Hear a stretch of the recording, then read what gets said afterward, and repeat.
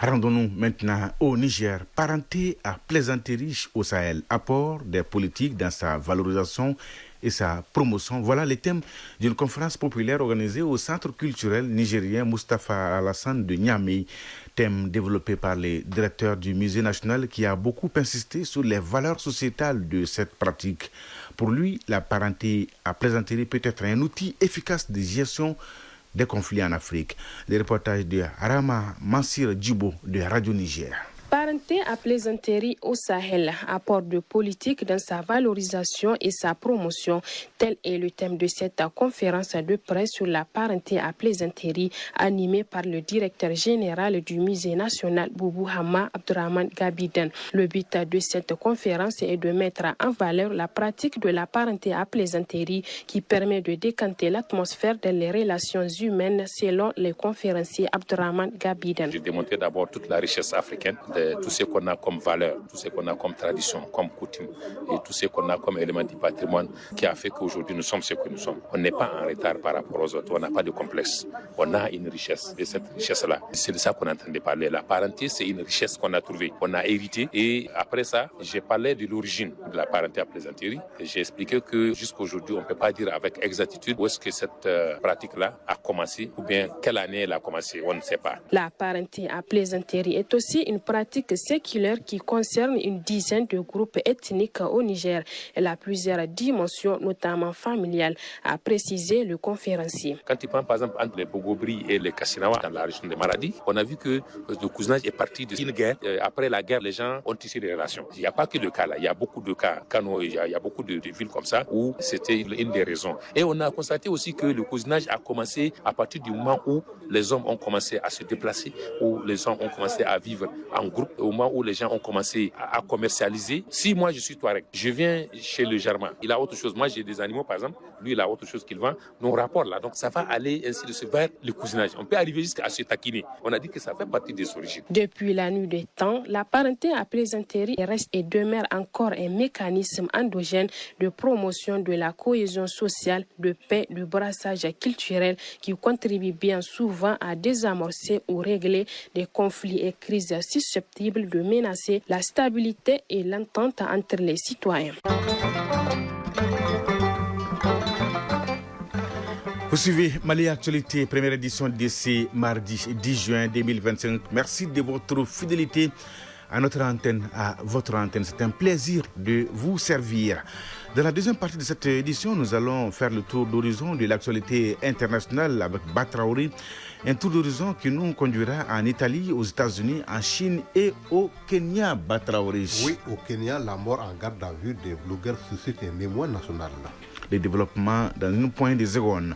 Vous aurez aussi la chronique Initiative citoyenne avec Ousmane Daou qui nous amène à la découverte de l'association Badinyaton des femmes du Wassoulou.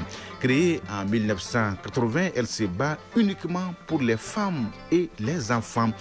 Et les hommes, alors, on posera la question à Ousmane Daou et à ses invités. Enfin, la page des sports avec l'athlète qui ne perd jamais, il gagne à tous les coups. Il s'appelle Sergatou Sissé. Avec lui, on va parler du tournoi Révélo 2025. Beaucoup de nouvelles en bref et terminer avec l'insolite du jour. Sergatou, c'est l'histoire d'une équipe de football qui se présente au terrain avec des invités spéciaux. Restez avec nous pour la suite. L'actualité, 7h16 à Djeni. Et oui, Batraoré, au Kenya, la mort en garde à vue d'un blogueur suscite un émoi national. Oui, les circonstances de la mort du blogueur Albert Oyanka dans la nuit du samedi 7 au dimanche 8 juin dans une cellule du commissariat central de Nairobi demeurent pour l'heure obscure. La police affirme qu'il s'est suicidé, mais sa famille et plusieurs organisations de défense des droits humains doutent de cette version. Une autopsie devait avoir lieu aujourd'hui. Référendum invalidé en Italie. Pour la droite, le résultat consolide le gouvernement Meloni. Les résultats du référendum ont été invalidés hier faute de votants en nombre suffisant.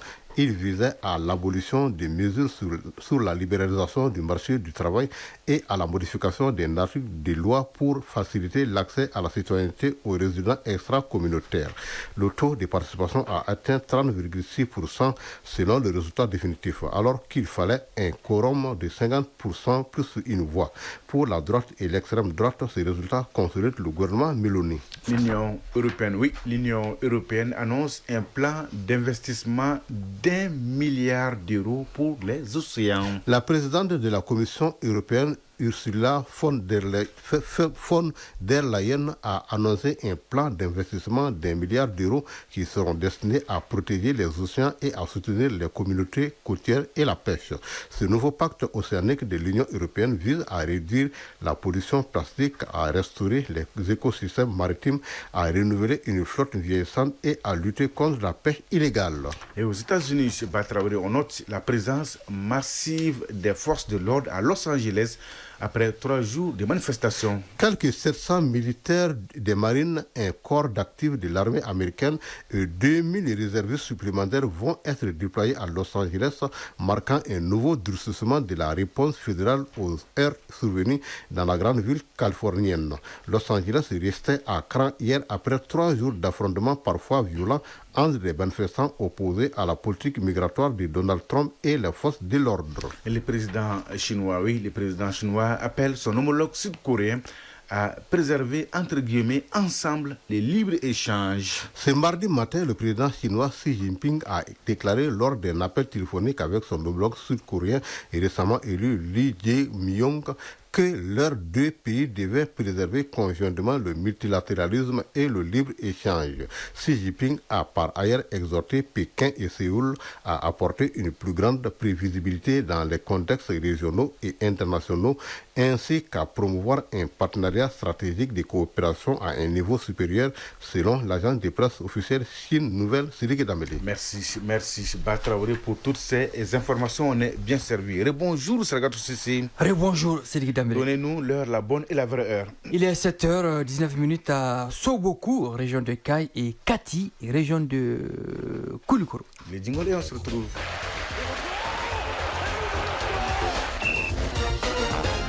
On commence Sargatou par le tournoi Maurice Révélo 2025 en France. La sélection malienne des moins de 21 ans a terminé la phase de groupe par une victoire sur l'Arabie Saoudite, mais victoire insuffisante pour accéder aux demi-finales. Oui, cette victoire a été dessinée au tir au but 6-5 face aux moins de 21 ans de l'Arabie Saoudite. Dans le jeu, les poulains du sélectionneur Fousseini Diawara ont été accrochés 2 buts partout. L'Arabie Saoudite avait ouvert le score, le Mali avait égalisé et pris l'avantage avant de partager les points. Ce nul sans saveur élimine le Mali de la course en demi-finale. Fousseini Diawara et ses garçons n'ont pas convaincu. Le Mali, 3e, 4 points moins 1, jouera le match de classement ce samedi pour la 5e place contre le 3e du groupe B. Justement, ce groupe B dispute ce mardi la 3e et dernière journée avec Danemark, premier 5 points, Japon, 2e, 4 points et Mexique, 3e, 3 points, Congo, 4e, 0 points. Quelques nouvelles en plus bref, Sargatou. La Fédération malienne de football a communiqué la programmation de la 26e et dernière journée du championnat national de Ligue 1 professionnelle. Elle démarre ce jeudi et s'achève ce samedi avec la remise officielle du titre de champion saison 2024-2025 au stade malien de Bamako. La Coupe du monde des clubs donne son coup d'envoi dans la nuit de samedi à dimanche. Plusieurs de nos compatriotes vont participer avec leurs clubs respectifs. Il s'agit d'Aliou Dieng avec Al Ahly d'Égypte, Sekou Gassama et Abdul Karim Traoré avec Al Ain d'Arabie Saoudite et la forte colonie de Red Bull Salzbourg d'Autriche composée de Nénébé Torkeles, Moussa Diambou, Daouda Guindo, Gaussou Diakité et Moussa M. Yeo. La Coupe du monde des clubs, c'est du 14 juin au 13 juillet 2025 aux États-Unis.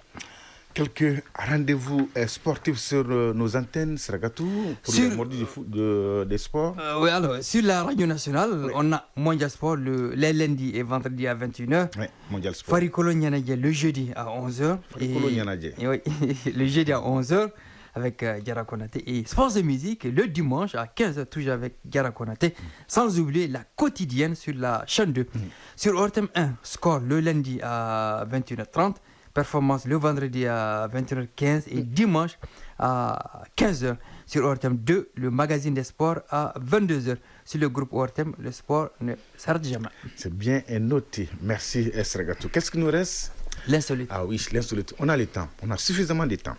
Alors, l'insolite du jour, Esragatou, nous sommes à l'intérieur du pays. Une scène surréaliste a eu lieu lors des matchs de football.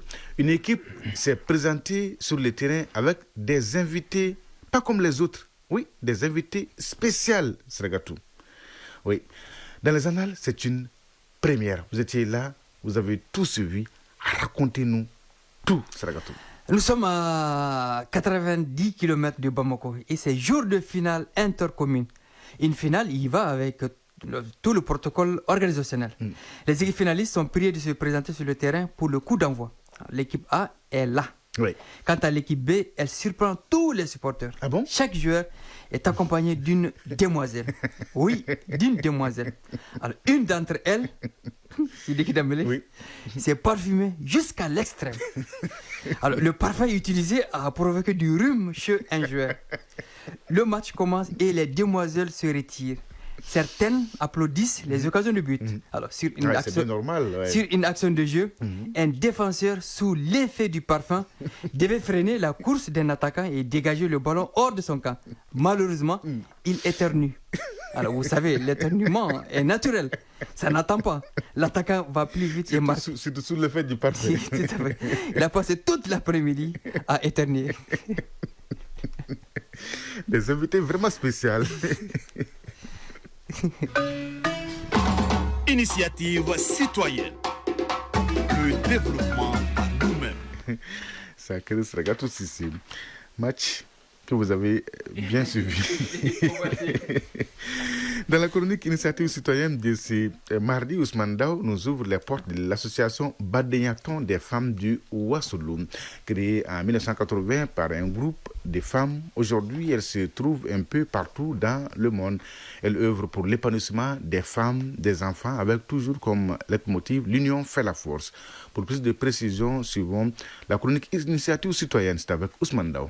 Englobant une partie des Bougouni et de Yanfolila, le Ouassoulou est une aire géographique avec un brassage de plusieurs ethnies. C'est pour répondre aux besoins du développement endogène que l'association Badegnaton des femmes du Ouassoulou a vu le jour en 1980. De cette date à nos jours, elle a mené plusieurs activités portant sur l'autonomisation de la femme. Fatoumata Diakité est l'organisatrice de l'association Badegnaton des femmes du Ouassoulou. L'association intervient dans tous les domaines, que ce soit éducation, santé, culture et tout ce qui concerne le développement de Ouassoulou. Les populations adhèrent. On a des activités qu'on mène ici à Bamako. Par exemple, les dépistages du cancer presque dans beaucoup de quartiers. Le développement des femmes.